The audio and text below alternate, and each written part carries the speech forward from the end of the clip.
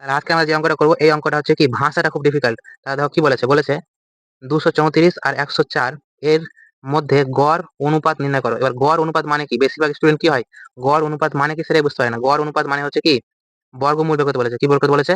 বর্গমূল বা কি স্কোয়ার রুট বের করতে বলেছে, ঠিক আছে। তাহলে আর কি কিন্তু গুণ করে, তাহলে 2 3 4 আর কি 104-এর রুট বের করবো, এটাই হচ্ছে আমাদের অঙ্ক। তাহলে ভাঙো, কি ভাঙা যাবে? 2 3 4-কে আমি কি করতে পারি, 2 দিয়ে ভাঙলাম, তাহলে 1 1 আর কি 7। এবার 13 দিয়ে, তাহলে 13 দিয়ে গেলে কত হবে? 13 13 130, তার মানে এটা হচ্ছে 109 বারে। এবার কত দিয়ে যাবে? 3 দিয়ে যাবে। এবার 104-কে ভাঙো, তাহলে 104-কে ভাঙলে কি হবে? 2 দিয়ে ভাঙলাম, তাহলে 5 আর কি 2, 2 দিয়ে ভাঙলাম, 2 আর 6 কে 6 7 গুণি 12, এটা 2 দিয়ে ভাঙলাম 13। তাহলে আমি এটা কি লিখতে পারি? এটা লিখতে পারি হচ্ছে রুটের মধ্যে 2 গুণিত 13 গুণিত 3 গুণিত 3 গুণিত 2 গুণিত 2 গুণিত 2 গুণিত 13। তাহলে দুটা কথা কি কি পাচ্ছি? দুটা করে 13 দুটো পাচ্ছি, তার মানে 13 বেরিয়ে যাবে। তারপরে 3 দুটো পাচ্ছি, তার মানে 3 বেরিয়ে যাবে।